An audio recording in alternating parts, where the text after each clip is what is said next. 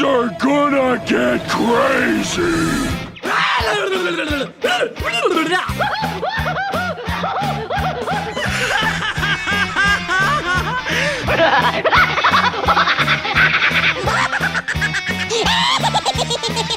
Most everyone's mad here.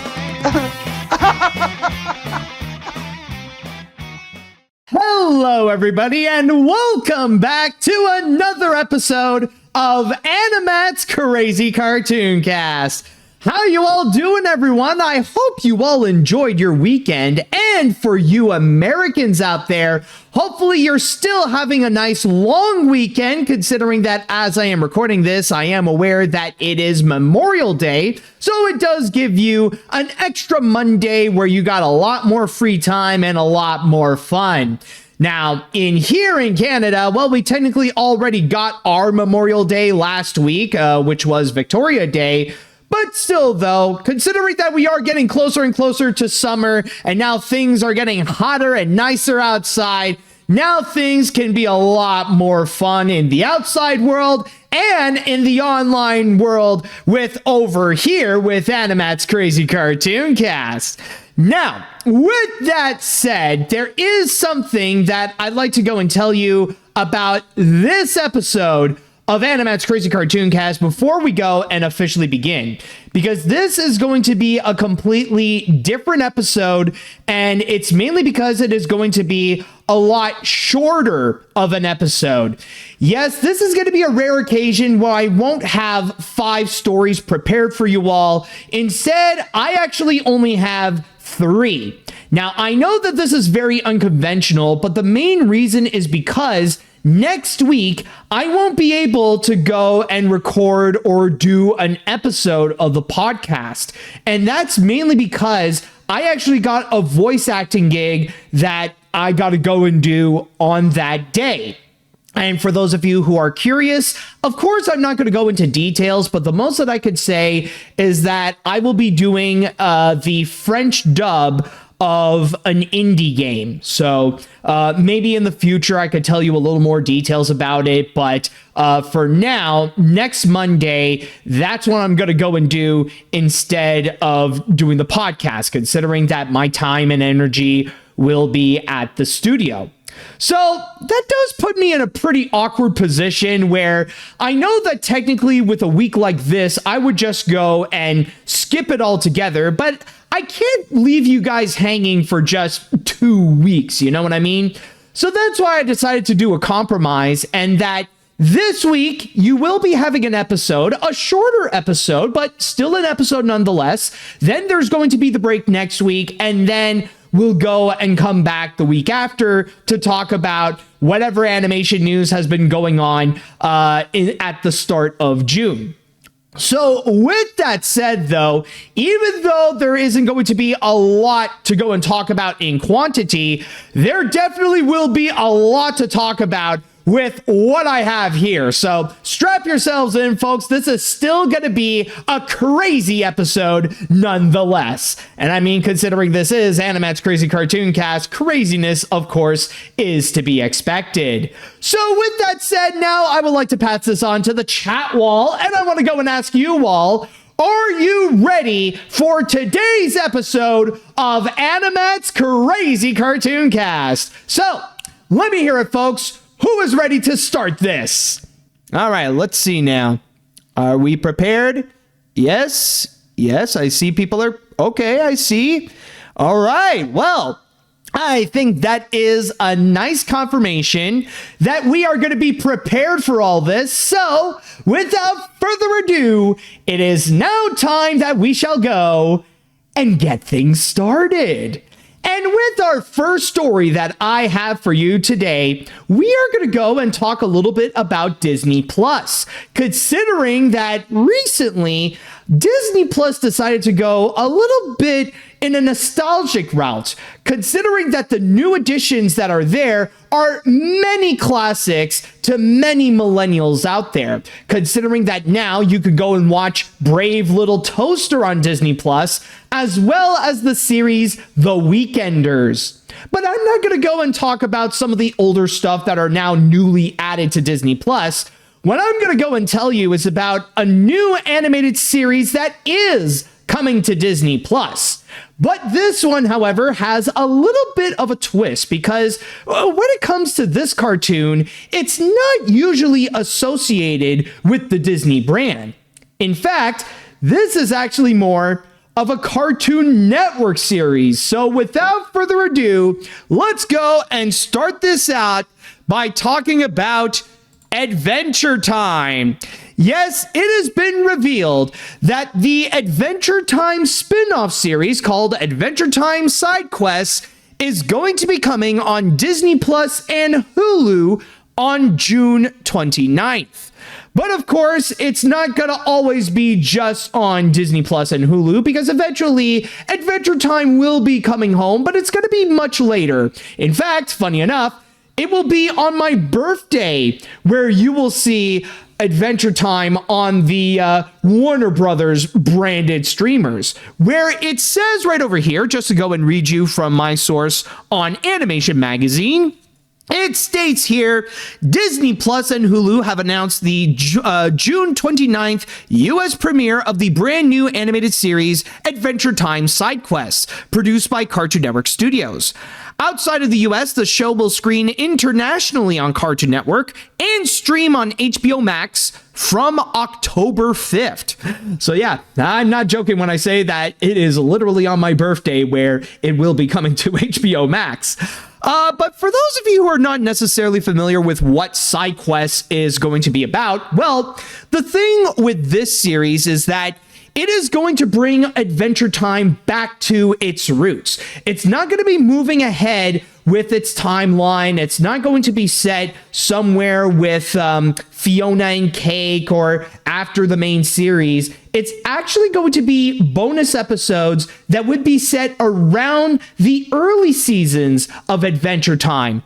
So to get back here, it actually states a companion to the original Emmy, Peabody, and Annie Award-winning series, Adventure Time, the new series follows young hero Finn and his magical dog best friend Jake as they embark on adventures across the fantastical land of Ooo, partying with cloud people and punching evil in the butt along the way. Adventure Time Side Quest builds on the heartfelt storytelling, playful humor, and richly creative world of the first show, tapping into the spirit of its early seasons with lighter, self-contained adventures. Designed to introduce a new generation of fans to the land of Ooo, while giving existing fans more of what they love, the series delivers a standalone, silly quests and playful challenges that celebrate the joyful chaos of Finn and Jake's adventures. So, in a way, you could say that this is more of an early midquel where these are going to be like the best way to put it, it's kind of like with what regular show is doing right now. Yes, they are extending it with new episodes and a new season and stuff like that. But in this case here, these are going to be adventures that are happening in between the episodes that we do know. It's like in between the adventures that you're more familiar with, there are also these little moments that occurred that you may not know. So that's why there is a little bit of the parallels of what regular show is doing right now and with what Adventure Time is doing right here. I also have a quote that I want to go and read you here, and this is coming from the showrunner and executive producer of the series, Nate Cash, in which he states right over here, making side quests felt like making the original Adventure Time, which felt like hanging out with art school buddies making professional cartoons. That sounds like a big sandwich of feelings, and it was. You're going to love these new adventures with Finn and Jake. On top of that, there was also another comment here coming from Vanessa Bookman, who is the Warner Brothers Discovery GM, International Kids Animation and Franchise, to which she stated here, with its wit, originality, and unpredictability, Adventure Time has always been quintessential Cartoon Network. In side quests, Nate and the team have crafted the perfect entry point for new audiences discovering the land of Ooo for the first time, while offering a heartfelt love letter to fans who have been on the extraordinary journey from the very beginning.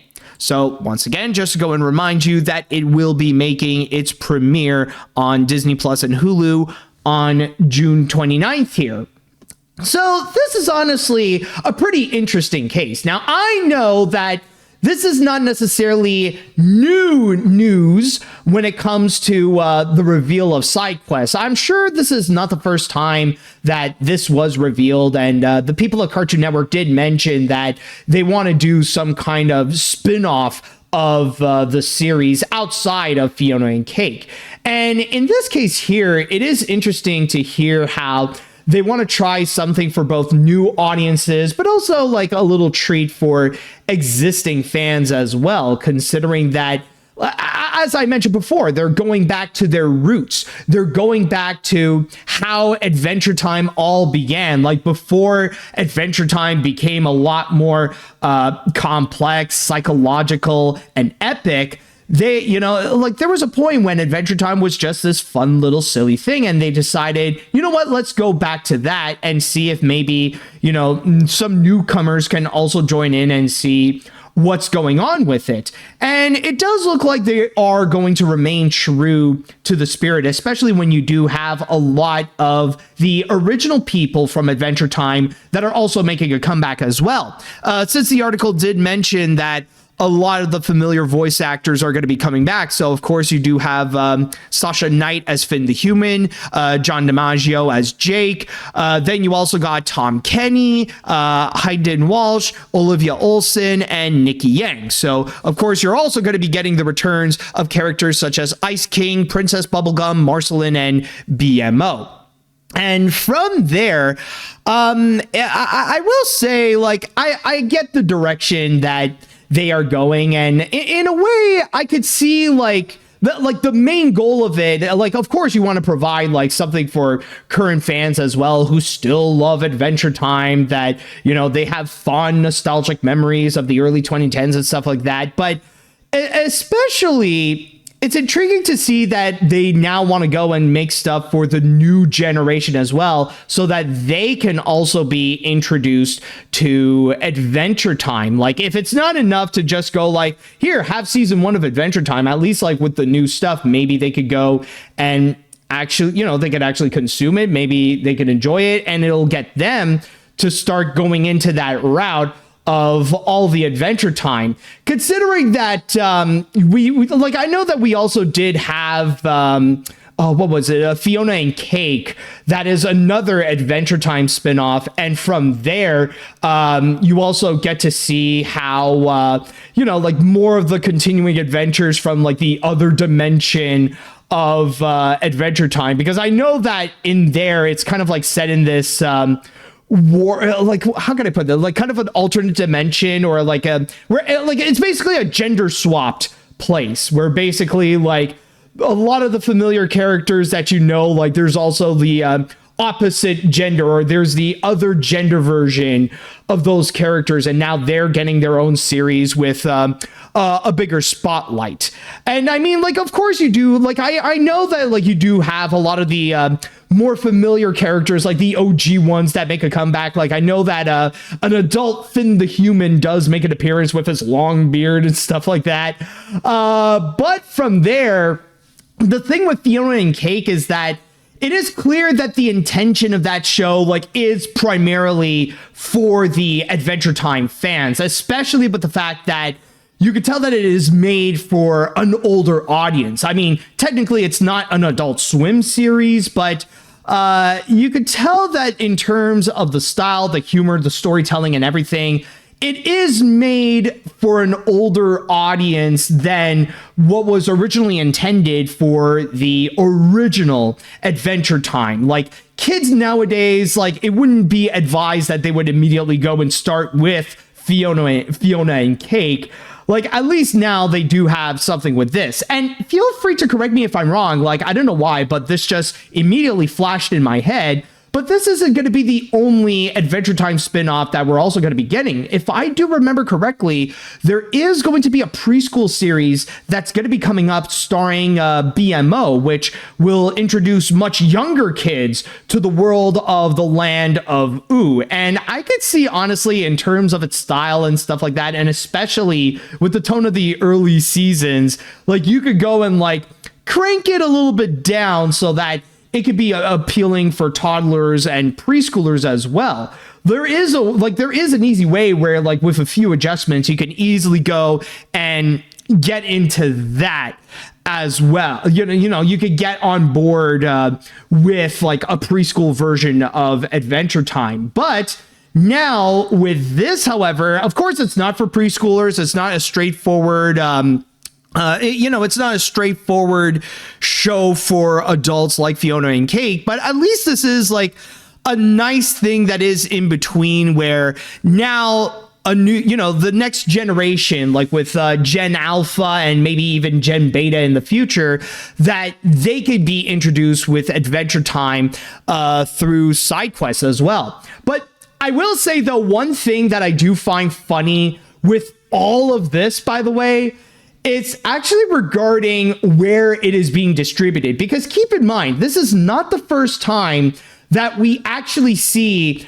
a Cartoon Network show or a Cartoon Network reboot, if you will, suddenly making a comeback, but its comeback is on Disney Plus. We have seen this before with Gumball, where the Wonderfully Weird of Gumball actually made its debut on Disney Plus before officially arriving onto Cartoon Network.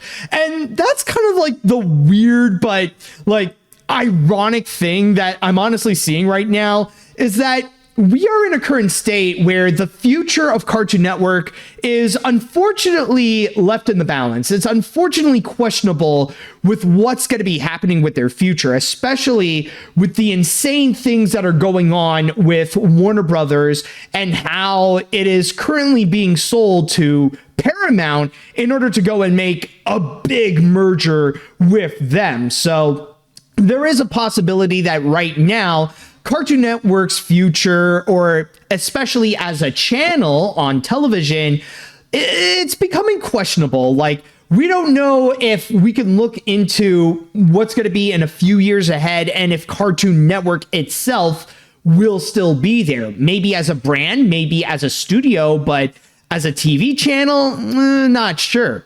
But what's funny, though, is that at least in terms as a brand, in terms of the popular shows that came out back in the mid 2000s, they are being saved and they are being salvaged, but it's Disney, funny enough, that are giving them another chance and a moment to shine on a streaming platform, even before it would come out on HBO Max. So not only have they done it with Gumball, but now they're also doing it with Adventure Time. Now, I know Disney is not the only one doing so, because I know there is that Steven Universe spinoff in which that decided to go with Amazon. But still, though, I mean, like, I know that Cartoon Network and Warner Brothers are currently in such a weird place, but it's still funny to see that in terms of those that are keeping the spirit of Cartoon Network alive, somehow Disney is one of them. So just thought it would be a funny thing to mention. But still, though, I could see this being something that I don't know if it's going to be like highly anticipated. It's not necessarily a full-on comeback of Adventure Time like what fans fully know and love from the entire show. But this is like a nice little midquel and like nice little extras with what we are going to be getting from the series. So I could see some excitement going on from this, and especially from fans. So with all that said, if you are excited to go and see Adventure Time side quests, then keep in mind that it will be making its US debut on Disney Plus and Hulu on June 29th. And with that said, now I would like to pass this on to the chat wall, and I want to go and ask you all, what do you think about Adventure Time side quests, and that it is going to be coming out, I just realized, technically next month on Disney Plus, and especially If you are a fan of Adventure Time, I would love to know your thoughts on it, and I love to know what you think and what you're anticipating for. So let me know in the chat wall. All right, so let's see here.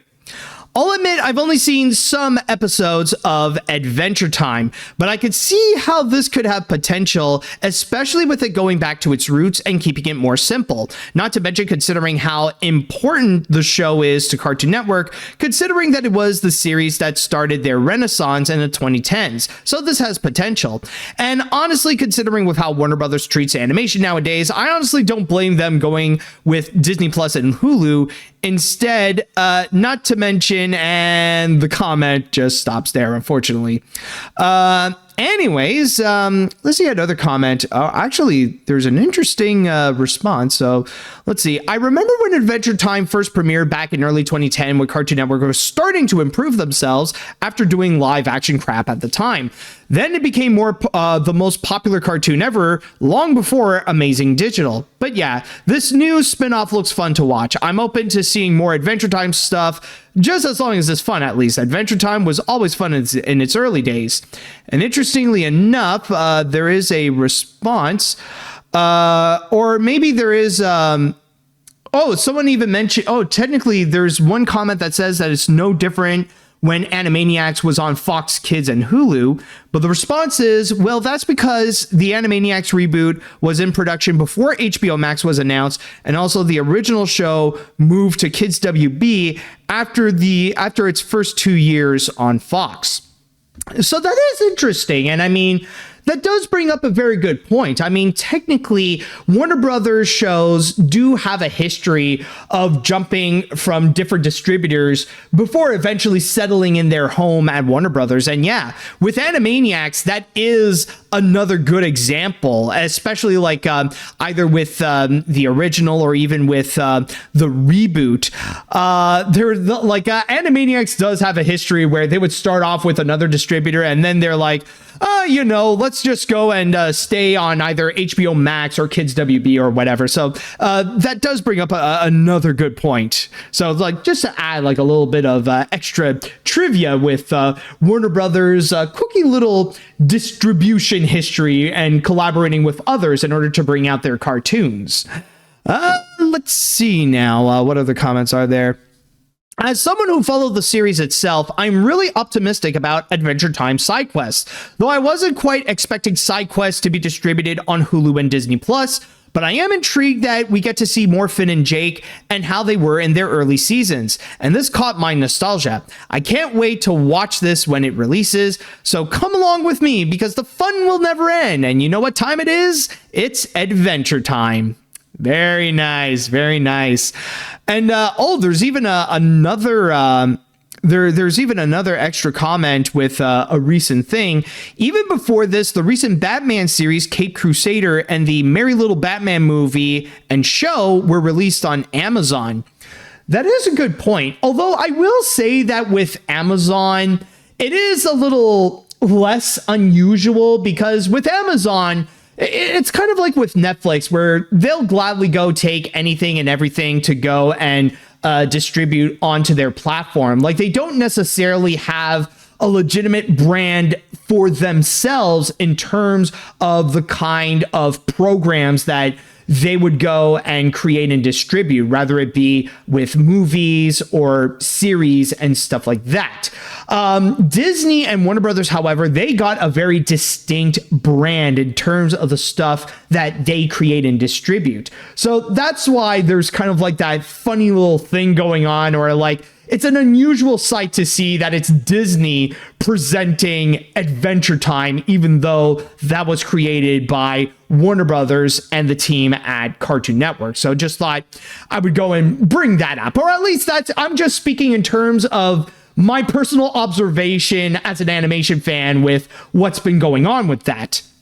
And not even to mention, of course, people are also bringing up the new Scooby-Doo anime series, since that's been revealed that it's going to be going on to Tubi as well.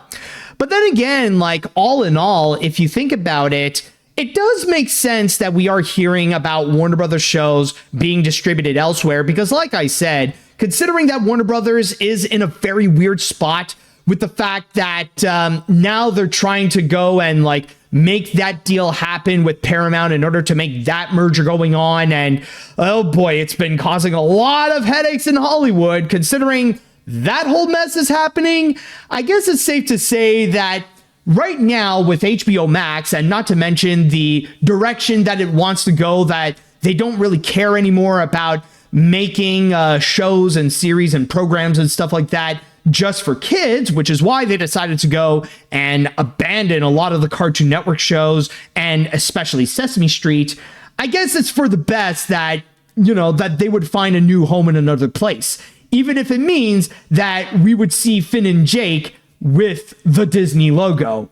So I do see some enthusiasm, especially from fans. So if you guys are excited to go and check out Adventure Time side quests, then keep in mind that the show will be released on Disney Plus and Hulu in the US starting June 29th. And so, with that said, we're going to go on to our first break now. And when we do come back, we will go and discuss about a movie. And much like with Adventure Time side quests, it will be bringing back a nostalgic character back to the spotlight. But this one is less nostalgic, and I will say that this is someone who is actually a lot more classical, considering that we are discussing about a cartoon starlet from the 1930s. So stay tuned for that. Welcome back. Now, on our next story, we are going to go and discuss about classic cartoons, specifically those that have originated in the golden era, as they say, specifically in the late 1920s, 1930s, and early 1940s as well. And during that, or not necessarily during that time, I'm not going to talk about how it was back then, but I'm talking about how things are now with that classic style, because as you have seen in possibly the past decade, or at least ever since Cuphead was released and became a video game phenomenon, that classic style made a massive comeback, and it made that retro look seem pretty cool in the mainstream, in which not only do we see a lot of people cloning that style in order to go and make their own games, but we're also seeing the relevancy of some classic cartoons also making a return as well, even having their own projects. Disney right now, they are currently producing an Oswald the Lucky Rabbit series for Disney Plus, in which Jon Favreau is attached to it as a producer, I believe.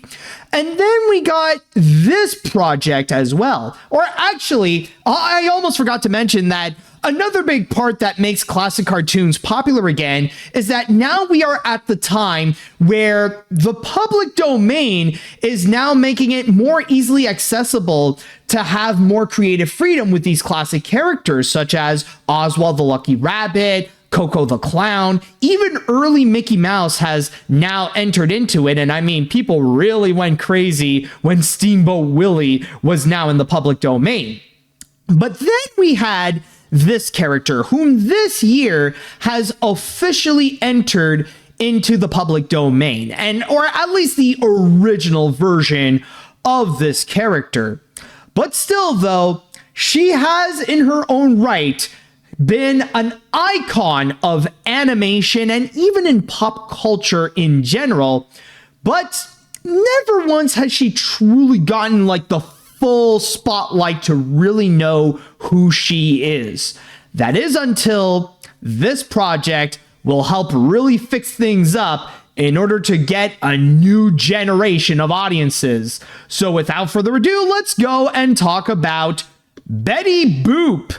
Yes, it has been confirmed that the creator of Abbott Elementary, Quinta Brunson, is going to be both developing and starring a new movie about Betty Boop. Now, I know that just by saying that, it sounds a little bit vague, but when you hear what the concept is about, because we did get some information about what the movie is going to be, I will say it is very interesting because it's actually going to be, in a way, a metaphorical biography in a sense. You'll understand what I mean when I will go and read you from my source here on Variety what this is about.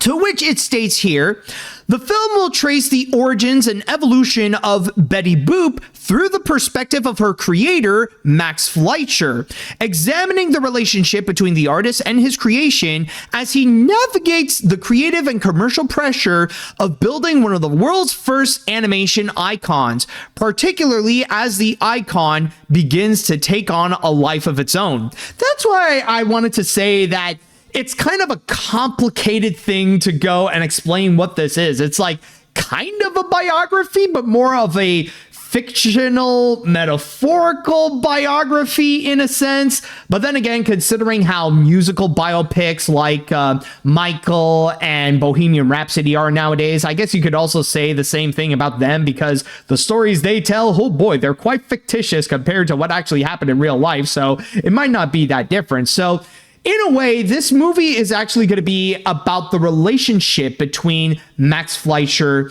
and Betty Boop. But to go back into this project, there isn't necessarily any people who are attached to know who's going to be playing the variety of characters that are in there. The only one who is confirmed is just going to be Quinta Brunson, who will be playing as Betty Boop. But at the same time, however, we did get a confirmation of some of the people that are also going to be the leads of this, considering that Mark Fleischer, who is actually the grandson of Max Fleischer, is actually going to be involved with this with his company Fleischer Studios, as well as the head of creative affairs of Quinta Brunson's company Fifth Chance, Erin Werenberg. I think that's how you say her name. But at the same time, even though the information that we know about this is pretty much minimal by now, we do have a couple of quotes that I'd like to go and read you here. One of which is right over here from, I believe, Brunson herself, in which she states, Betty Boop is one of our nation's most beloved cartoon characters, yet somehow still remains pleasantly niche. She has had a quiet but undeniable impact on culture for nearly a century. After Aaron and I met with Mark and learned more about his grandfather's creation of Betty, I realized that there was a much deeper story to tell, one that could be explored in a way that feels refreshing, subversive, and timeless, much like Betty herself. And we got another quote here, this time coming from Mark Fleischer, in which he states, when Quinta first approached me with the unique concept of a movie about the relationship of my grandfather, Max Fleischer, and his creation, Betty Boop, I was breathtaken. Quinta so embodies Betty's love of life, intelligence, humor, sassiness, and compassion that the relationship between her and Betty and Max burst into life at its mere mention. So that's pretty much the main thing. The rest of the article would go into a little bit of the history with, a little bit of like Quinta Brunson's success, especially with Abbott Elementary, a little bit of a story, a little bit of a quick history of Betty Boop as well. But that's pretty much the main thing that we do know. Is regarding the fact that we are going to be getting a Betty Boop movie, and it will also equally be about Max Fleischer as much as it is with Betty Boop. And in my opinion, at least, I feel like this is something that is long overdue, considering that Betty Boop is an icon in her own name. I mean, we are literally talking about the OG cartoon hot girl. And even to this day, some people would even consider Betty Boop to actually be a sex symbol. And I mean, considering that, like, she came from an era where the only cartoon stars that we've had where like Popeye and Mickey Mouse and stuff like that, of course, Betty herself would definitely be a standout compared to them and would be considered a lot sexier compared to many of the other cartoons. And I mean, this is even before the days when Looney Tunes was able to fully establish their identity with characters like Bugs Bunny and Daffy Duck and Porky Pig, or even like before the days when Walt Disney created Snow White. Like Betty Boop first came in long before them. And I know that over the years, there have been attempts of putting Betty Boop back in the spotlight and to be reintroduced to a whole new generation, including her own animated feature. But a lot of those efforts ended up failing and they got lost along the way. So they never really went through it. At best, basically with Betty Boop, she just became a pop culture icon. And again, she was the OG cartoon sex symbol. And that's how many people recognize her. It's more just the iconography of Betty Boop more than the actual cartoons that she came from. I mean, thankfully nowadays, considering the relevancy of classic 1930 cartoons have been making a comeback thanks to stuff like Cuphead, of course we have been seeing like some of her cartoons becoming more viral. Maybe not necessarily because of Betty Boop, but because of some of the things that happened. Like there was a cartoon based on Snow White that starred Betty Boop.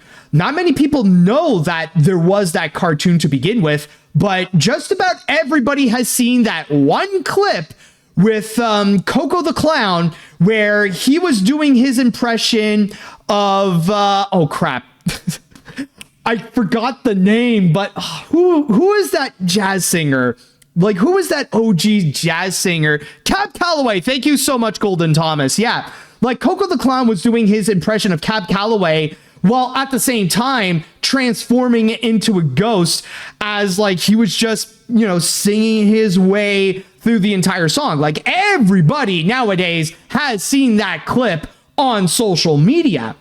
But not many people know that it originated from a Betty Boop cartoon. So again, I just feel like it is about time that we see Betty Boop now making a comeback. And I'm not going to lie, I feel like the concept of this project in particular, it is very fascinating. And honestly, it has absolutely piqued my interest as an animation history enthusiast.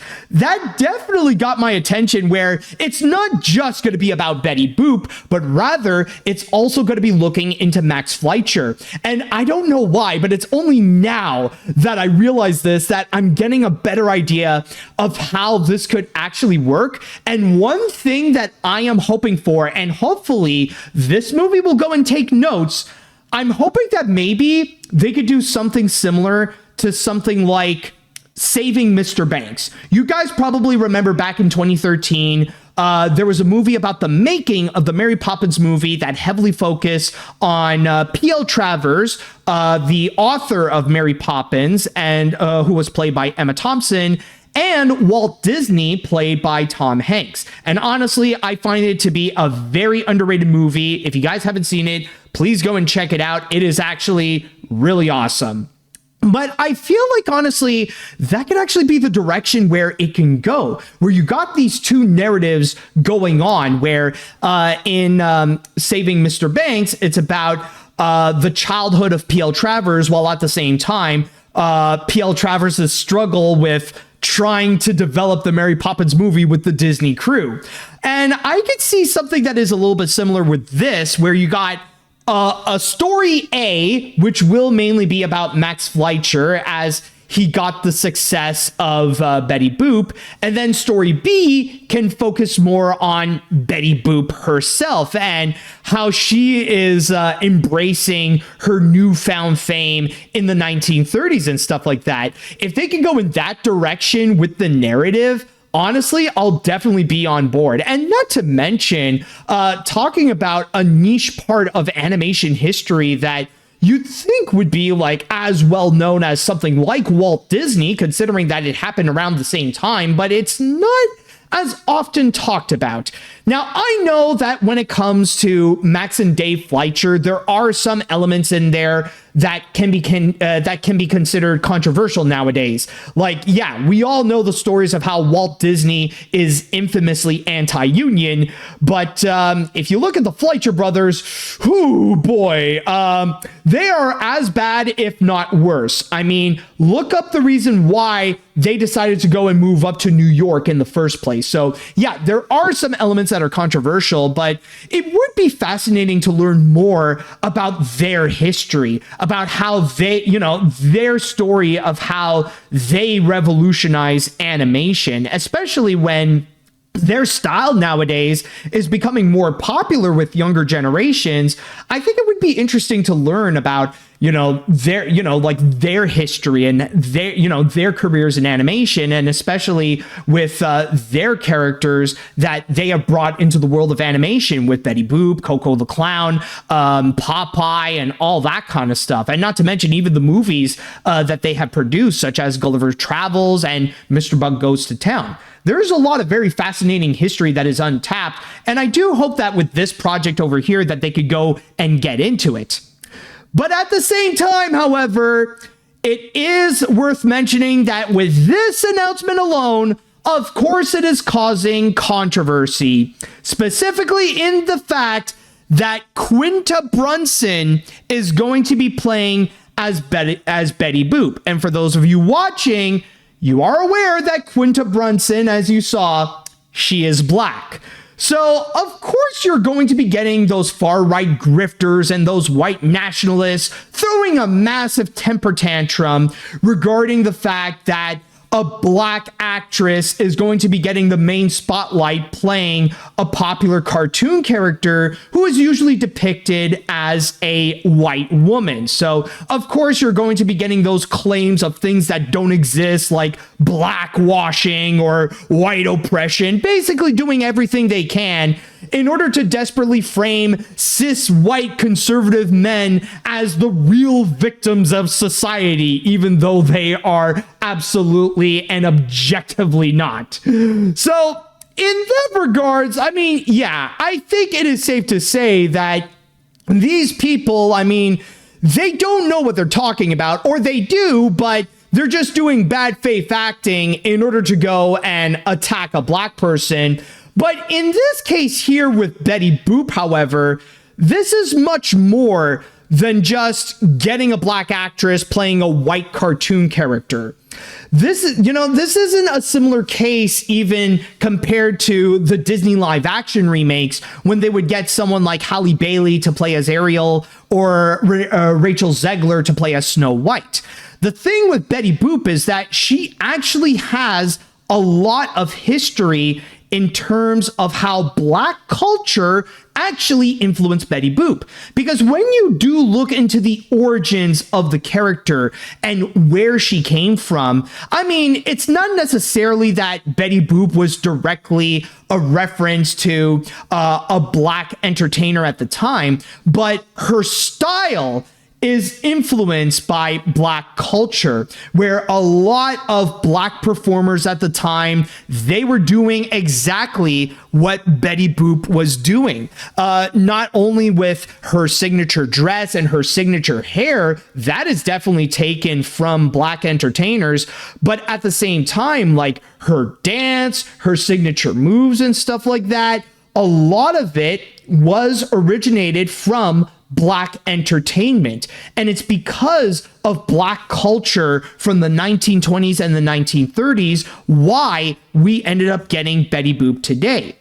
And this is not even to mention that very recently we actually got a black actress playing as Betty Boop in a very prominent way.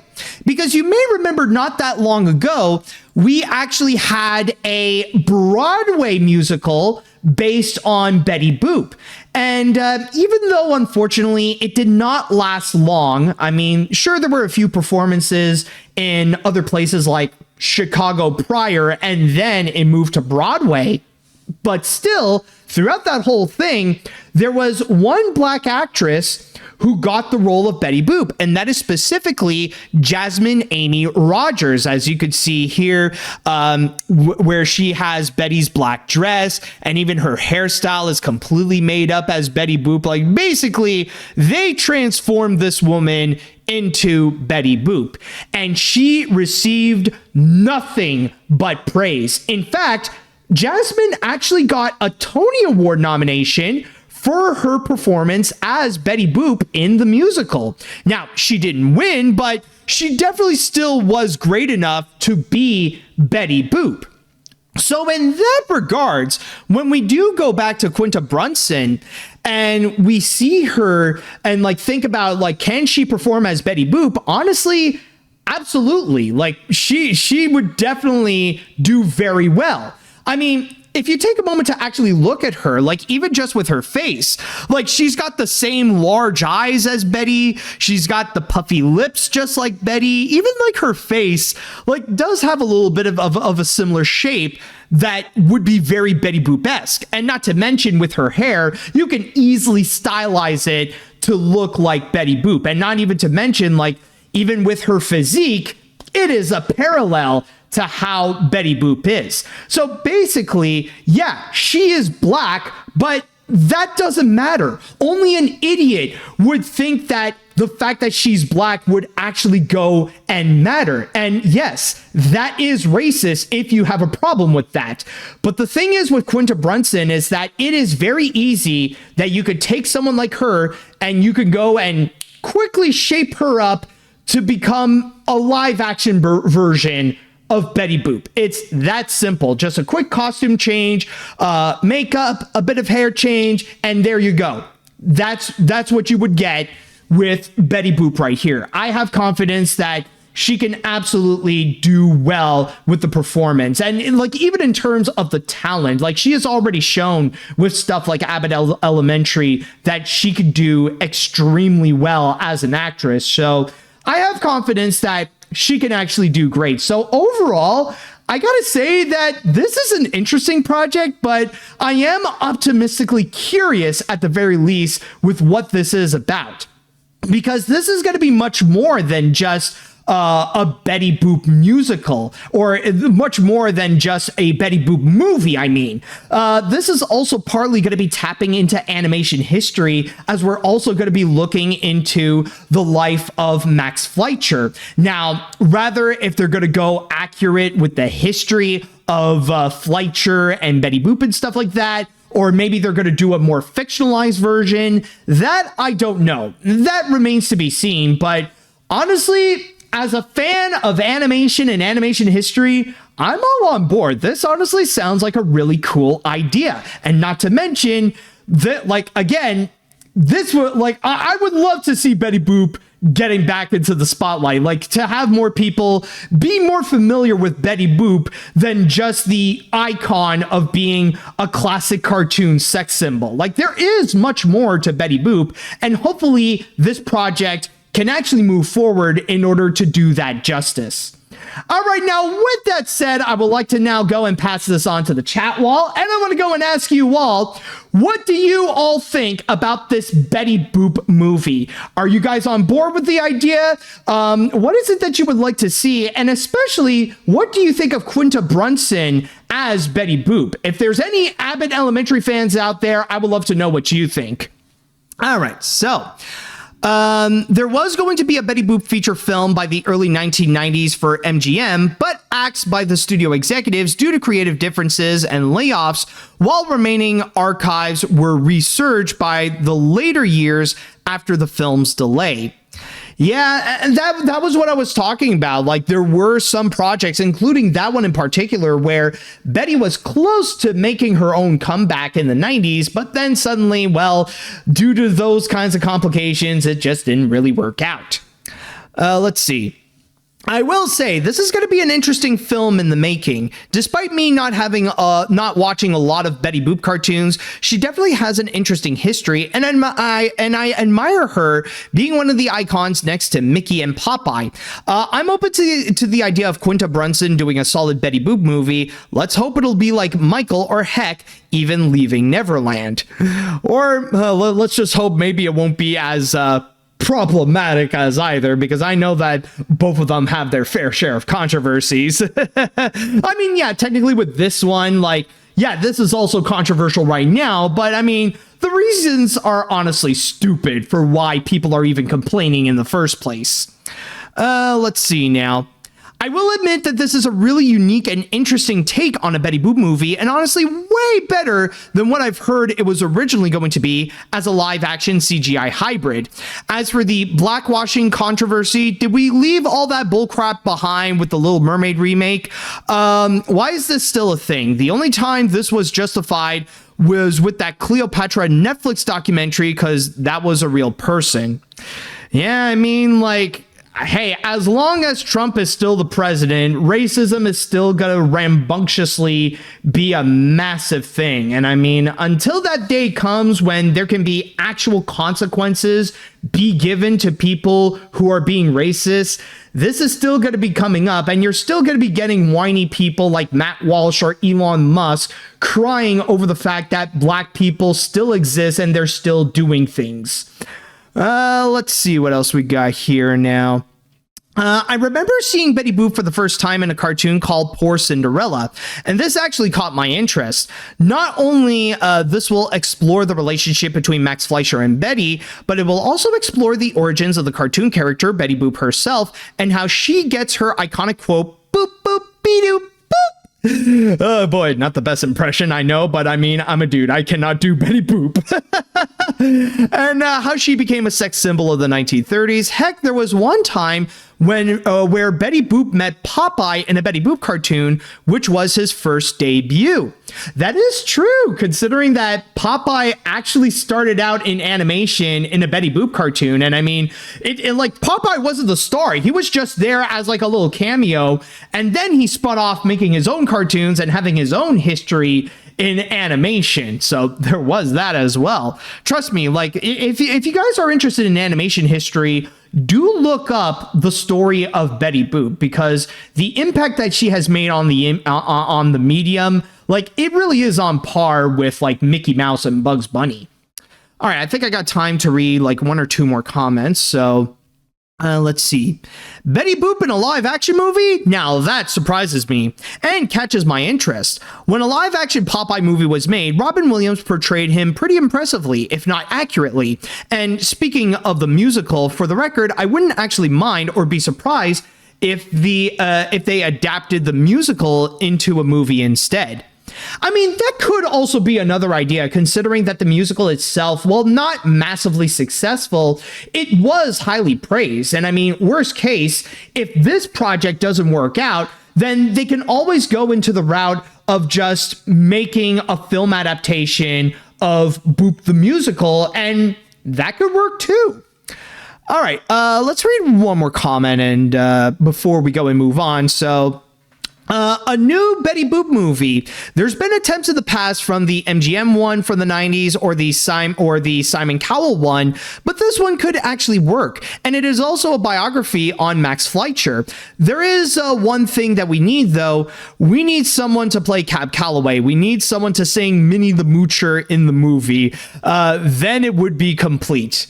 I mean, maybe. I wouldn't be surprised if there could actually be a scene where they would do a bit of fan service. Okay, maybe not that fan service, but like the kind to go and like give audiences like some recognizability, like to see the making of that scene where Coco the Clown was doing his impression of or like he was becoming Cab Calloway in that Snow White cartoon. Maybe they could go and do that a little bit to go like, hey, I recognize that thing, you know, give audiences something like that. But overall, though, there definitely does seem some intrigue going on, and I do hope for the best for this project. So I wish Quinta Brunson and Mark Fleischer the best of luck on this project, and hopefully one day we will see that Betty Boop movie. All right, so we're going to go on to our next break now, and when we do come back, I saved the biggest animation news of the week for last, and this is easily the most explosive one because once again, folks, oh boy, there has been some chaos going on in that digital circus, and it's not because of Kane, so stay tuned for that. And now, everyone, it is now time that we will cap this episode off with the grand finale. And yes, I know that it is very early, but like I mentioned before, considering that there hasn't been a lot of animation news, and because, well, next week there won't be an episode of AniMat's Crazy Cartoon Cast, I'm just doing the best I can to go and salvage what I could in order to make, a solid episode with this. And when it comes to this one in particular, this is also partly the reason why I wanted to go and make an episode here right now, mainly because this needs to be addressed. This needs to be talked about because this is a situation that I feel like the more we've been talking about it, the more it's just been getting worse and worse and worse. And before I go and fully get into the story, I want to go and remind you all about a recent controversy that has occurred, something that has happened about a month ago, and maybe it is still fresh in your memory. And that is in regards to the Legend of Aang controversy, when there was a hacker who went into Paramount Systems and they leaked the entire movie online, and it just became a massive mess where everybody involved got a massive L. You got you got Paramount, who was a massive failure on that, mainly because of the fact that now their security has been exposed to be very flawed, and that it is their movie in particular that actually got into one of the biggest movie leaks in recent years. You got the people who made The Legend of Aang and the animators and artists and the cast and crew and stuff like that they received a major fail on it because all the hard work that they have spent years putting onto it, it was all for naught. It now just became a massive waste now that the movie got leaked online and anybody could just go and download it. So it just really unceremoniously got released long before its official release in October, let alone before we would see any official clip through like a teaser or a trailer or anything like that. And also, you got the cartoon community that received a big fail because not only did their actions of downloading and pirating the movie, not only did it show massive disrespect to the people working on it, where it really shows that especially animation Twitter just doesn't care about any animators or artists or any of the people who work in the animation industry in the first place, but it also reveals that they don't know what they're doing in their crusade against major studios. Like, they wanted to do a protest against Paramount to go and say, like, this is what you get for not releasing it in theaters and just on that stupid Paramount Plus and and all that kind of crap. But in reality, they're not doing anything to go and hurt Paramount. Instead, they just went after, they ended up hurting the animators in the process while not doing much towards Paramount. And if they're doing nothing towards Paramount with that little piece right there, imagine the stuff that they're doing towards Disney. It's literally doing no damage to them, and they end up indirectly hurting the artists and animators in the process. But the reason why I wanted to bring this up, considering that it's been a few weeks since that incident occurred, You would think that people have learned their lesson since that time. You would think that people actually knew that if this occurred again, then they'll know better on what not to do in order to be more respectful to the artists and animators who have worked on that particular project. You would think they would learn their lesson not to go and enable the leaks and really cause like another big mess like that. But alas, it has happened again, where a highly anticipated animated project got leaked, and not only do toxic animation fans would go and they would blindly eat that up, but also they used that as an excuse to attack those who made the cartoon. And what's worse, it's actually regarding one of the most anticipated indie project out there. So of course, what I'm talking about is the Amazing Digital Circus. Yes, it has been confirmed that the final episode of the Amazing Digital Circus was leaked online. Now, we don't have any confirmation as I am recording this in terms of who has done it, but what we do know is that someone leaked the Brazilian Portuguese version of the final episode of the Amazing Digital Circus online, and just like with the Legend of Aang, it went viral. And there are some Digital Circus fans that would just go and immediately eat that up, and already talking about the spoilers that are within. And by the way, I'm just going to go and tell you right now, no, I'm not going to be going into any spoilers. I'm not going to be discussing what happened in the final episode or anything like that. So don't you worry. This will be a spoiler-free discussion about what happened with the final episode of the Amazing Digital Circus. So yes, from there, you got those fans who would go and they would consume the final episode. They would consume all the information and all the spoilers about how the Amazing Digital Circus ended. And their reactions, well, believe it or not, they're not happy. But it's not that they're not happy towards the leaks. They're not upset over the fact that the leaks did happen or that someone hacked into the systems in order to go and leak the movie. No, that's not what they're mad about. What they're mad about is the ending itself and that they believe it sucked. It is not up to their standard, and they've been raging like crazy, especially on Twitter. In fact, there is a post here from Pop Rant that actually presented some examples of people raging out on Twitter and expressing their anger, not just towards the episode itself, but also towards Glitch Productions and towards the creator, Gooseworks, which, oh boy, let me get into that later. Like, one example is this one person on Twitter where he states that in a non-spoiler review, the ending is terrible. We learn literally nothing. Nothing really happens in the entire episode except one thing, and that one thing is so poorly written, stupid, and pointless that it retroactively ruins the entire series. And this is just one example. Like, you got another one trying to say, cancel your tickets, do not waste your money, discussing in terms of those pre-sale tickets for the big screen debut of the Amazing Digital Circus. There's also another person saying that it is the worst finale they have ever seen, and even another one saying, fuck Glitch for taking the greed route.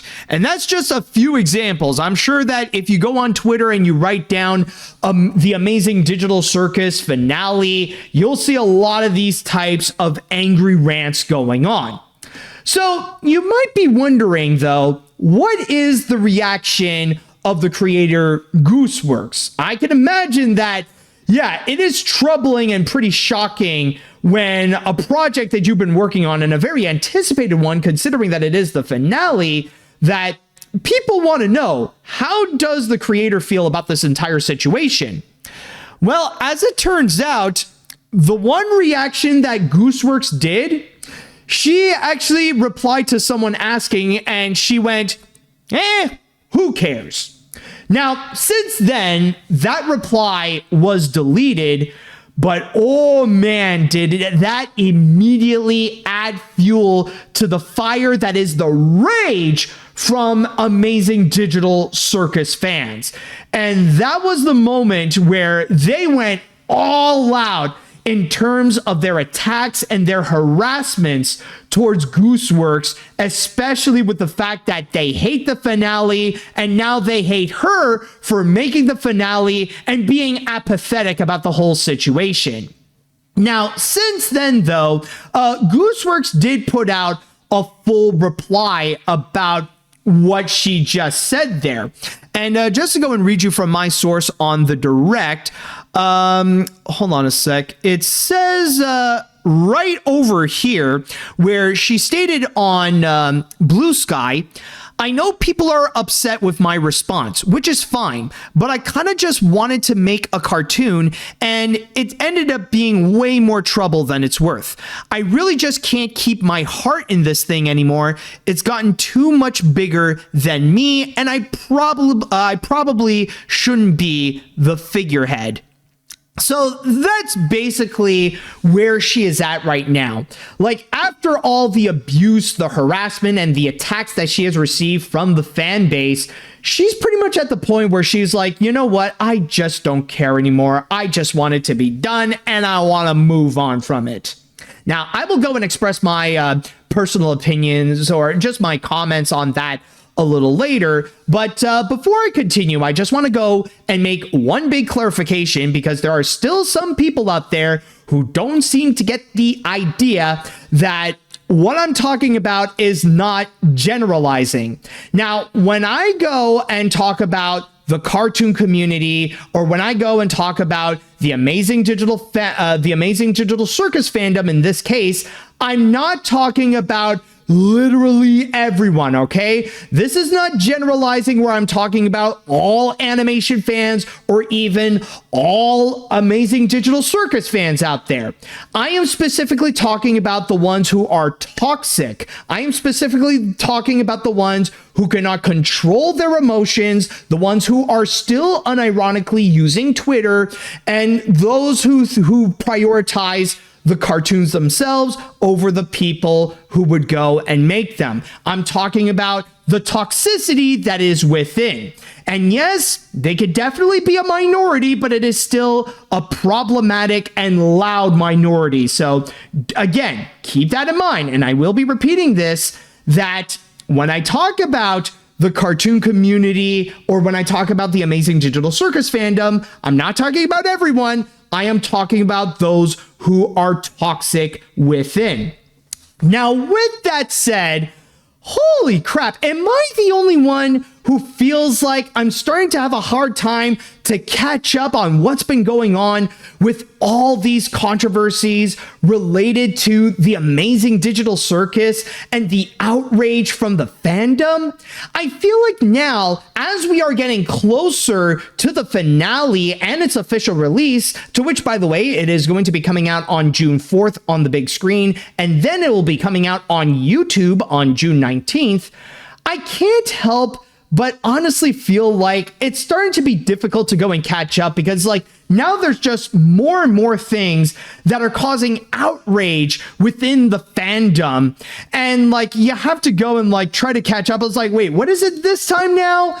You know, like even this year alone, there's been like a whole bunch that's been going on. Of course, there was the big controversy in which toxic fans would be heavily harassing and attacking Gooseworks, down to the point where the creator had to go and delete her Reddit account just so she could separate herself from that toxicity. And then afterwards, there was also the announcement that the Amazing Digital Circus, the last act, or the final episode, is going to be making its big screen debut, to which from there, yes, there are fans who were excited, but then as a result, the reactions turned out to be split, because then there are also those toxic fans who are upset of the fact that it's going to first be released on the big screen instead of just being on YouTube, to which at the point they would be complaining about, oh, Glitch is just being greedy. Oh, now there's going to be spoilers before it comes out on YouTube and on Netflix and stuff like that. So of course there's also that controversy going on. And then and then after that, now I will say I didn't fully look into it all that much, but I did hear that there was another controversy in which there was a booth that Glitch Productions had at a convention, and then you got a couple of dumbass fans who came in and they were streaming themselves and saying a whole bunch of racist things, even shouting out the N-word and stuff like that. Chadwell, by the way, maybe you can help me out and add some context into that. I'm not fully sure about the details, but I heard that there was something like that in which it happened. So just want to know, maybe there's something that I did get wrong in terms of the context, but just want to fully know with what happened with that whole thing. So there was that, or maybe I'm wrong, or maybe I heard something completely different, or someone did write down a response. Apparently Plain Rock is the one entering the booth and said the N slur and got kicked out of the con. So, okay, so there is that. And I mean, maybe that one isn't necessarily fully connected to the Amazing Digital Circus or Glitch Productions, but considering that, the brand was still heavily attached to it, and I mean, the imagery of the Amazing Digital Circus was still involved, that still kind of was involved, that's still kind of like a part of it. Or hold on a sec. There's another bit of context in here. It says here they were saying slurs because it was based on a joke that happened on stream that Ashley Nichols and Michael Kovac did years ago that they apologized for, but it resurfaced and stupid fans like that were saying it at the booth. Oh, okay, so it's controversy that is already resolved, but then you got douchebag fans that still want to try to make that a thing. Okay, I'm actually quite familiar with that. I see what's going on. Now I'm getting a better idea of what that whole thing is. So you got all those that are happening, and then you got this as well, in which the final episode got leaked. Now the spoilers are out there, and they've been going viral on websites like Twitter, on TikTok, on YouTube, and all that kind of stuff. And people decided that they would be mad at Gooseworks for it. Now, can I just go and mention here, it's been nuts with all the controversies that have been frequently happening due to the fandom of the Amazing Digital Circus. But may I say that there is quite an obvious hypocrisy that is going on here, something that I find to be absolutely ridiculous with why this is even happening in the first place. Because it's kind of weird how, when it comes to the toxic fans, just a few weeks ago, they were complaining about the theatrical release of The Last Act, and they were being upset over the fact that now there's a possibility that spoilers are going to be coming out much earlier than they would when it's going to be released on YouTube. So they're just getting mad at the fact that, oh crap, now it's going to be released earlier than what is planned on YouTube. Man, Glitch is just being greedy, all that kind of crap that is going on. And then you got this happening, in which not only did it end up getting leaked, and technically the release is much earlier than what it was planned to be. Now the spoilers came out in the second half of May instead of early June. But on top of that, you also got people those same angry fans. They would just go and eat it up, and now they're just angrily ranting about the stuff that they have read about it, which I'll get into that a little bit later. But Like, it is honestly a big question of how many of those angry fans and how many of those people attacking Gooseworks have actually seen that leak of the Amazing Digital Circus Last Act, especially when it's like, apparently the leak is in Portuguese. So yeah, there is honestly that whole bit of hypocrisy. And honestly, I gotta go and ask, how the fridge do you, like, why would you be mad at Gooseworks when the person that you should clearly be mad at is in regards to the leaker? Shouldn't you be mad at the person who leaked the movie in the first place to put out the finale much earlier than planned, and now suddenly causing all the spoilers to just go out and about, and now people know exactly what happened to certain characters and the outcome of all this going on? Shouldn't you be mad at him? Or shouldn't you be mad at them? Shouldn't you be mad at the leaker? Why waste your energy on freaking Gooseworks? It's ridiculous.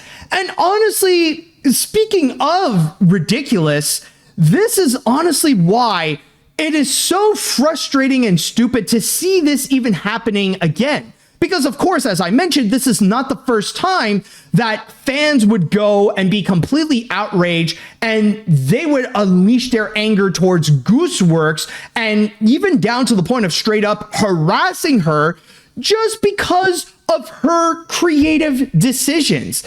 This is why whenever I would see all of this controversy, or like when there's something going on that's causing a massive outburst in the cartoon community, like whenever you see like fans getting so angry about something, I step back and look into the big picture. Because honestly, the context of specifically why they are mad, the grand majority of the time, it is just nothing burgers. It's literally just things that, like, honestly, they really don't matter. And it makes it extremely ridiculous when you step back and you see what is it that these fans are just massively mad about. This is why, honestly, and to bring back like other controversies that the cartoon community unleashed their anger towards, like, this is honestly why I find it completely stupid when animation fans raged out over just character designs. And we have seen this a couple of times, like with the Shrek 5 update because of that little teaser that came out last year, or even not too long ago with Disney's Hex, where people would go and like really unleash their frustration and their anger just because of such minor, harmless things, like reacting as if DreamWorks switching up the design of Shrek or Disney maintaining their traditional style is the reason why gas prices have been so high lately. Like, honestly, this is where I don't care of what the reason is. I am focusing fully onto the behavior, and it is unacceptable and just straight up dumb. Now, I am not taking away anybody's opinions. Maybe you can look at the new Shrek 5 designs, or you can see the designs of Hex, and you might not be a fan of it. Maybe you don't like it. You're not into that look, and that's perfectly okay. If you have an opinion of it, I'm not going to take that away from you. It's fine to like it or not like it. But if your reaction is to go into the massive extremes and you literally go into that reactionary route of throwing a massive temper tantrum, that's where you honestly lose me. That's where honestly I do not care, because you're ranting over nothing burgers. And it's the same thing that we are seeing right here with the Amazing Digital Circus, and especially with how Gooseworks is being treated here. It's the fact that people are raging out and unleashing their rage just because of creative decisions that they don't agree with. I mean, again, you can have your opinion in terms of the Amazing Digital Circus and how the ending is and what the spoilers say and stuff like that. And maybe you don't agree with it. Maybe the ending does suck, and that's fine. You can have your opinion on that, but don't go acting insane about it, because this is the kind of reaction that, honestly, my response is just take your medications and get a job, because no mentally stable person who actually has actual responsibilities would go and behave this way over something like, the last episode of the Amazing Digital Circus did not meet my expectations. And this is honestly why I do not blame Gooseworks for her initial reaction. I do not blame her if she doesn't care at all about the Amazing Digital Circus and that she would rather want to distance herself from the entire franchise altogether. I get it. Because I'm just going to say, in my opinion, she does not deserve this treatment whatsoever. It is honestly way too extreme. This is she did why would anyone would even go this far to express massive rage over just creative decisions that they may not necessarily agree with? And not to mention, by the way, to go back into the fact that this is a Portuguese Brazilian dub that got leaked. How many of those people actually saw it? Are you mad because you saw the leaked episode? Or are you mad because of what you read on Twitter about the little list of in the spoilers, this happened, and then this happened, and then this happened, and then this happened?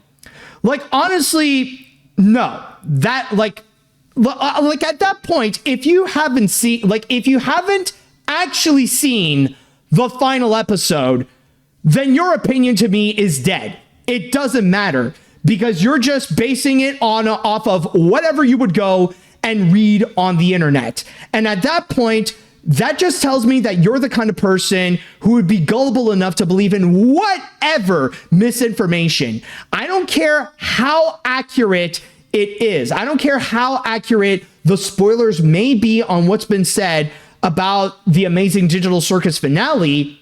And in that regards, I just got to go and say that if you haven't done the proper research to actually see the finale yourself, if you haven't seen it, then honestly, I don't care, and you are not worth listening. You're just raging over frickin' nothing. There's got to be a fine line where you got to say it's just a frickin' cartoon, and you're going to be fine either way. Now, there is still more that I want to go and express, but I know that I don't have a lot of time before the next the next ad comes in. So I'm going to go and take a break right now, and I will continue with what I have to say about this. And this is going to highlight the bigger picture of how this is going to negatively impact not just the series itself, not just Glitch Productions, but indie animation in general. And yes, don't worry, folks. You will have time to have your comments be read from the chat wall. So we're just going to go and have a bit of a refresher on the ad breaks, and we'll be back after this. Welcome back. Now, we did get a little bit of a moment to just cool off from that scenario right there, but just to slowly get back into it. This is honestly a situation where now I feel like it is growing to become more and more concerning. And it's not just on the fact that this is happening to the Amazing Digital Circus, but it's the fact that this kind of fandom toxicity is now becoming more prevalent to indie animation.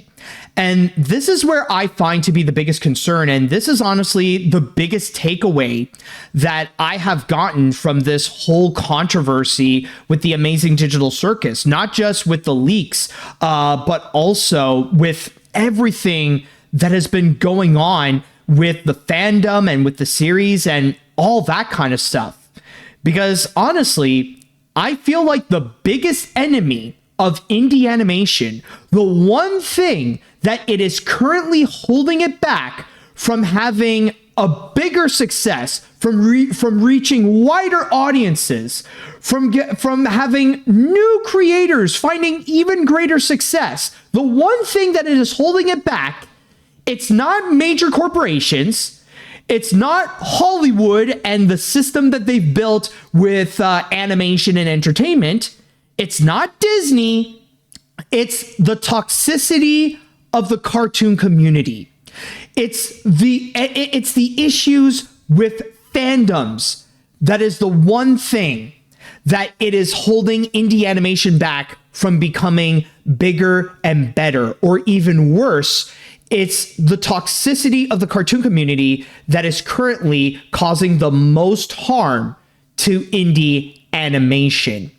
And like I said before, yes, I know that this only represents a minority of the cartoon community. In fact, this only represents a minority of the fandom of the Amazing Digital Circus.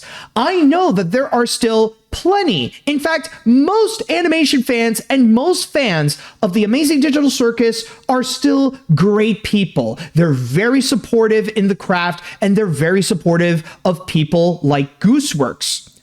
However, the thing is, though, is that when it comes to the toxicity of the cartoon community and the toxicity of the Amazing Digital Circus fandom, they are becoming louder. They are becoming more prominent. They are still large enough to make a significant negative impact where it is harming the craft, it is harming creators, it is harming other fans. Like, it is doing so much damage. Like, it is it is a loud minority, but it is a dangerously loud minority that is still causing a lot of harm out there.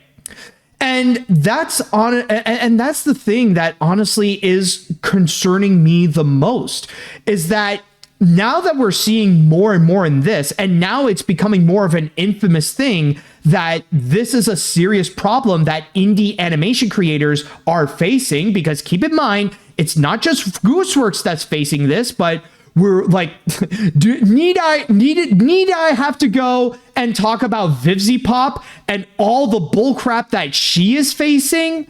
Like, oh boy, like I could make a whole episode of the podcast just talking about the amount of hate and harassment that Vivzy Pop would go and get. Poor Vivian on that. But at the same time, though, as we are getting more new successful indie shows, they're also getting more of a taste of that toxicity, where that's also ramping up quick. And a good example of this is Gameoverse. I mean, Gameoverse just got released not that long ago, and there's so far only the pilot. The only problem, however, is that even though, yeah, sure, maybe now Gameoverse is just celebrating its success and that a lot of people, most people have been highly enjoying it, but I've also seen on the internet a lot of discourses and a lot of posts in which people have been ranting about the series. And I mean, it's one thing to go and express criticism, and that's perfectly fine. But then there's also this other level in which I could see where the toxicity is starting to brew, and it could just pile up more and more and more to the point where it's going to be quite dangerous. So yeah, like, it's not going to be hard to imagine with how things are right now. With Gameoverse, it could possibly bubble up into something that could be much worse, and that the fandom outrage and backlash could end up being the same with what we have seen with the Amazing Digital Circus. And I mean, and to go into the bigger picture, like with the cartoon community, unfortunately, when it comes to their toxicity that they've been offering, I feel like this is just another example with what we have been seeing with this kind of controversy related to the cartoon community. Like what I brought up with stuff like Gameoverse and Amazing Digital Circus, that's in regards to indie animation. This is something that they claim to love the most, even compared to the mainstream stuff. But even that is only a fraction compared to what we have been seeing so far with how they would treat things like with Disney, and even with other studios, like with DreamWorks, like with Sony, and all that kind of stuff. And I mean, yeah, sure, it's one thing, like, in terms of all the toxicity when it comes to the Disney hate, but then there's also, like, with the other studios and with the other controversies with people doing the exact same kind of hatred and harassment. Like, we have definitely seen that last year with the animators at Sony Pictures Animation with Fix. And that was, like, not long after K-pop Demon Hunters was starting to become a massive phenomenon. And this is not even to mention that, honestly, I feel like DreamWorks is also going to be getting that. Like, you got some people who wanted to do the same thing where they would go and attack Gabby's Dollhouse, the movie, and try to say that this is just absolute garbage, despite the fact that, for God's sakes, you're attacking a movie made for freaking preschoolers. How pathetic is that? But not to mention also, I can immediately predict the future, and I can tell you that the toxic animation fans, they are ready to go and throw their hatred and harassment towards anybody who would be open to say that they have worked on the Cocomelon movie.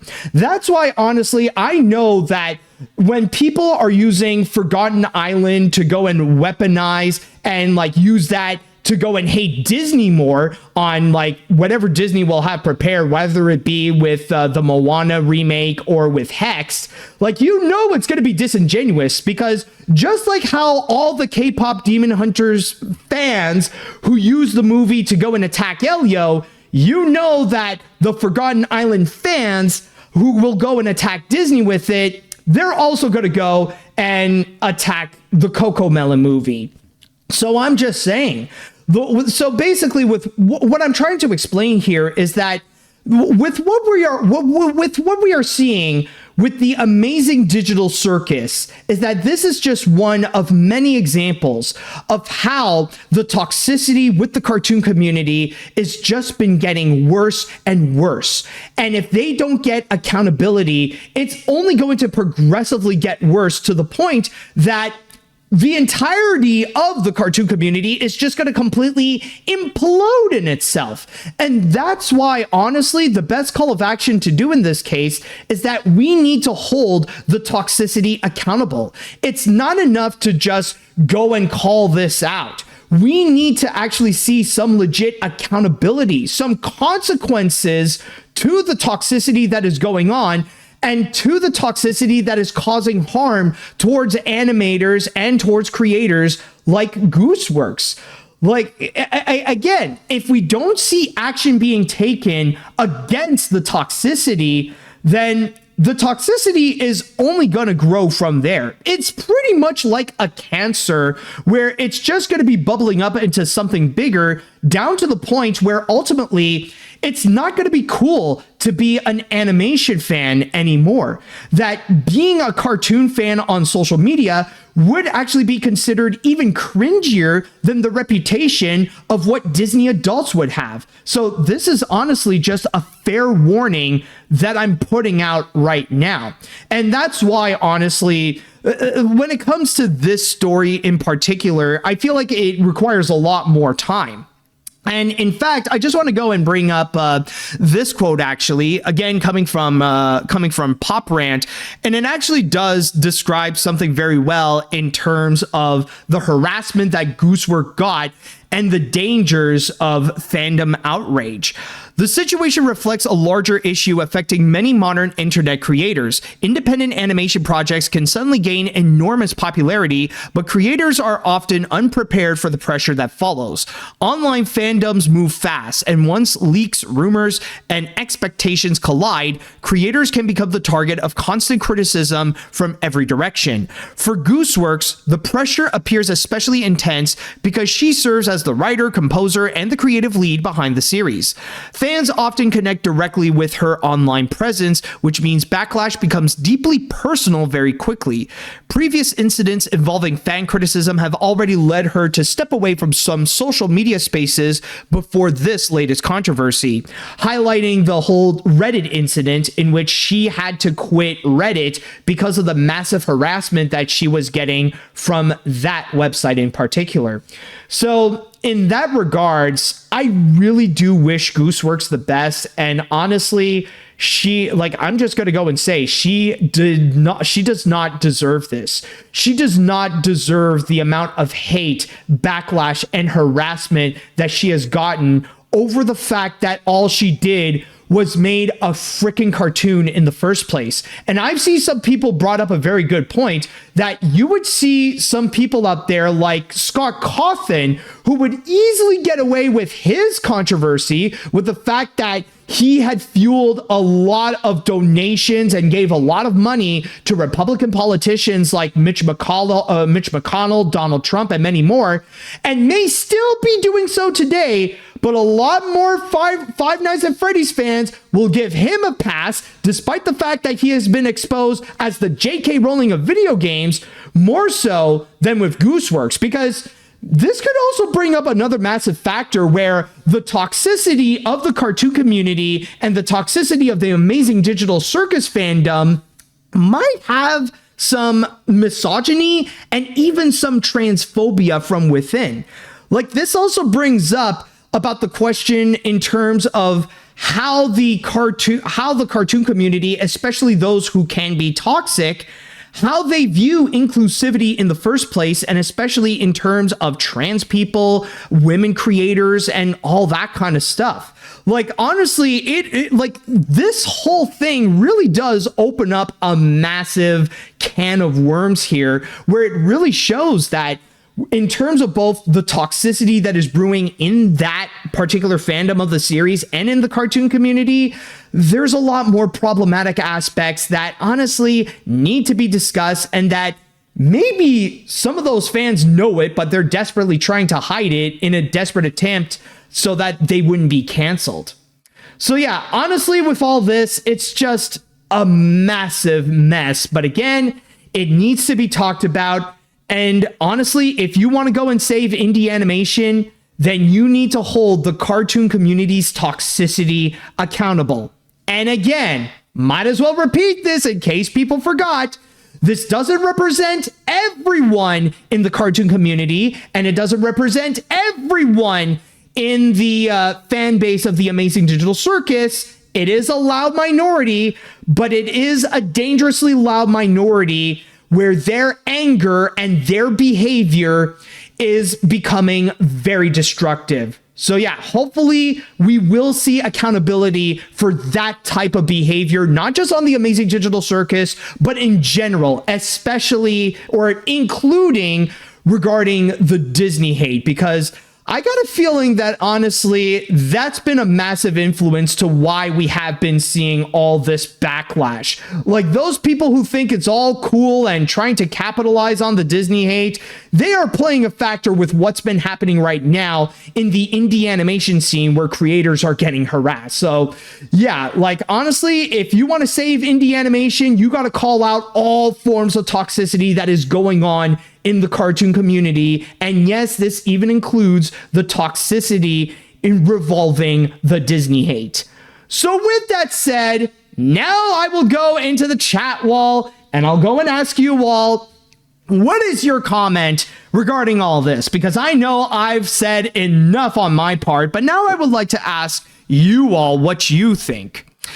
I am a fan of the Amazing Digital Circus, and this is awful. It's bad enough that the finale ended up getting leaked, but the fact that people are doing this again and going after Gooseworks and the people who worked on it is flat out disgusting. Seriously, this really does continue to show the toxicity of the cartoon community, and honestly, the people who think indie animation is going to save the industry, that will never happen as long as this kind of toxicity is around. Exactly, man. Because the thing is, if you, like, people who really think indie animation is on such a high pedestal and it will save animation altogether, I don't think it's really happening when some animation fans are preventing that from happening and are doing stuff like this, like harassing Gooseworks just because of her creative decisions, and that's it. Let's see. I'm not surprised that this would happen again, and it's with the Amazing Digital Circus and its fan base because of freaking course. And also, what you said about Scott Cawthon's heinous crime of using the FNAF money to donate to Trump and his cronies, and yes, of course, it still shatters my heart for the people he is and what the fans of the franchise have become. I can't wait to finish my own take on the series FNAF Tales so I can leave the franchise behind me. Exactly, man. Like, honestly, I think even fans of Five Nights at Freddy's know that Scott Cawthon and the Five Nights at Freddy's franchise is highly problematic. They just don't want to let go of that love for Freddy Fazbear and stuff like that, because without it, they would be nothing, considering that many of them have revolved their entire personalities over obsessing over the franchise.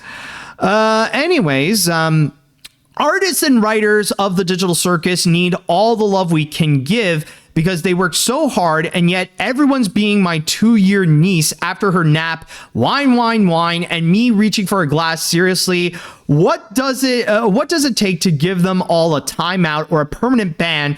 Then be better people and be kinder to the world, because it's the only one you've got, and there's no rockets to space. There's no billionaires giving you a free ride. Grow a heart before you grow some balls.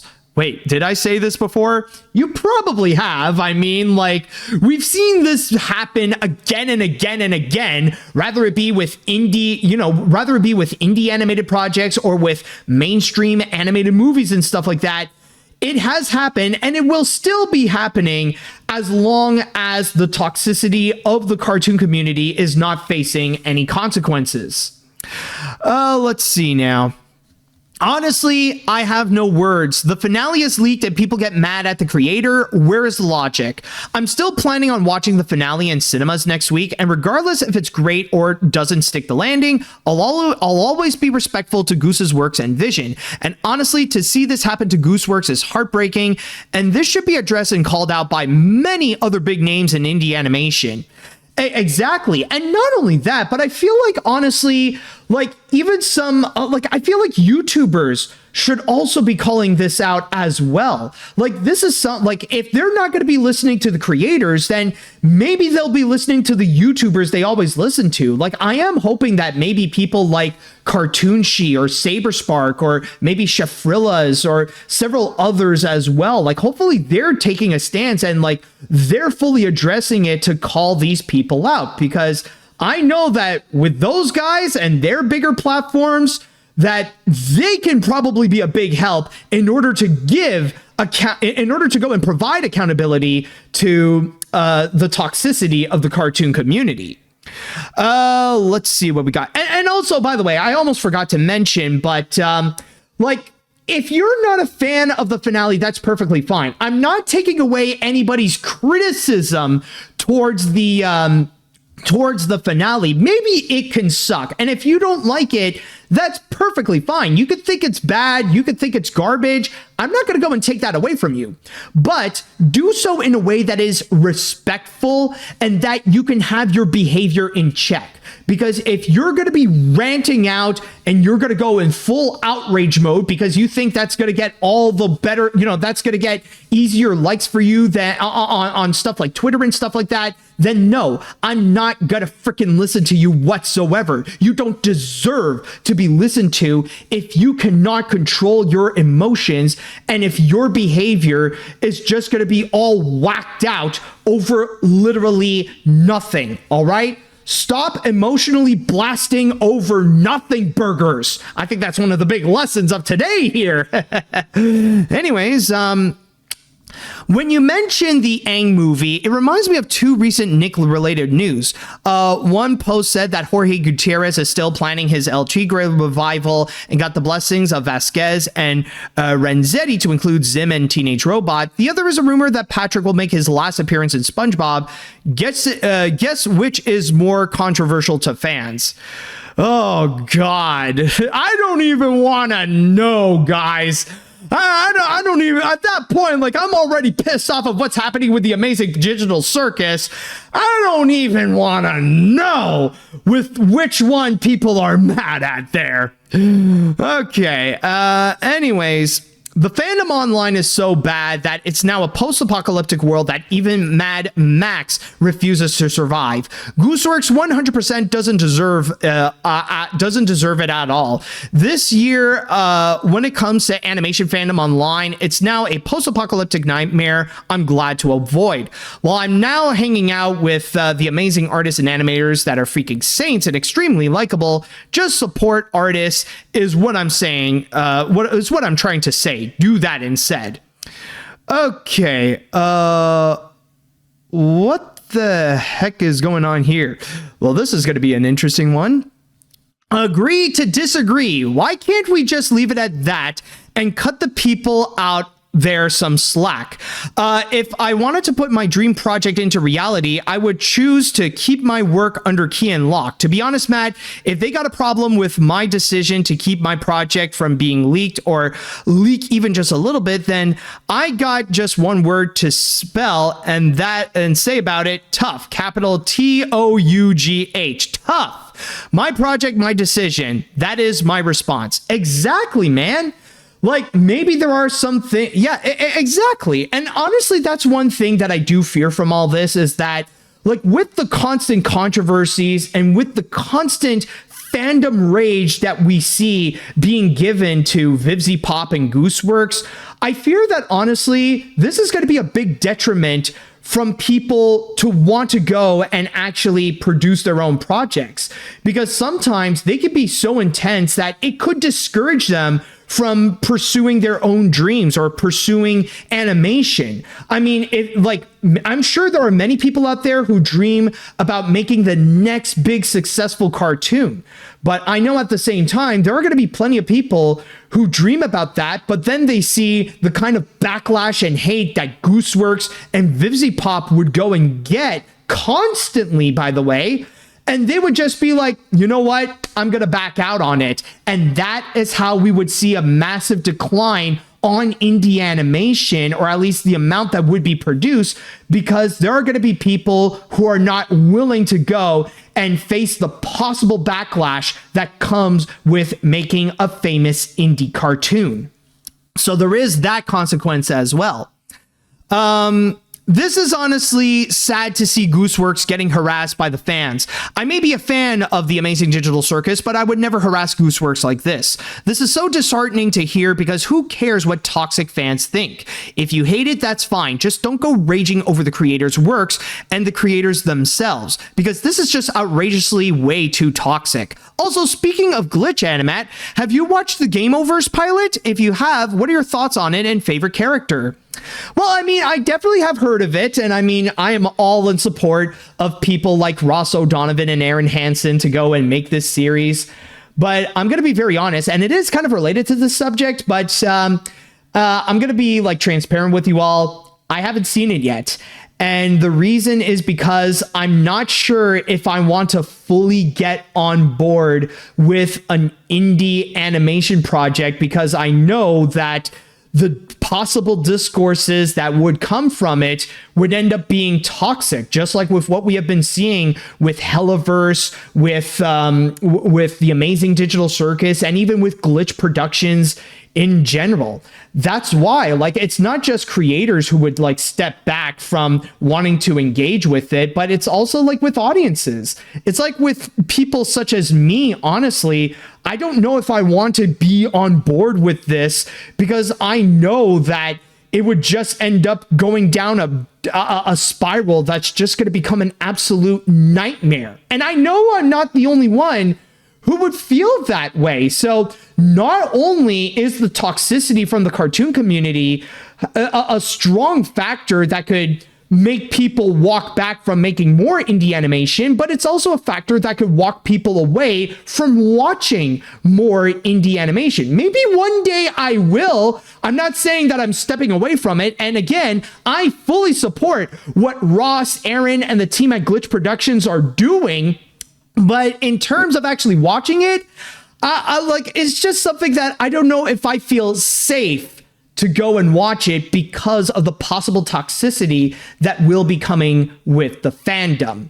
So yeah, honestly, I know there's plenty of more comments that have been popping out because of this, but I just wanted to go and express my opinions on this whole factor. And again, this does not reflect on all animation fans or all fans of Digital Circus, but even though it may be coming from a minority, but it is a dangerously loud minority that need to be held accountable. We must take action to fight against this toxicity. If you want to save animation, if you want to save indie animation, then we need to stop the toxicity that is currently with the cartoon community, because if not, it is just going to become so much worse.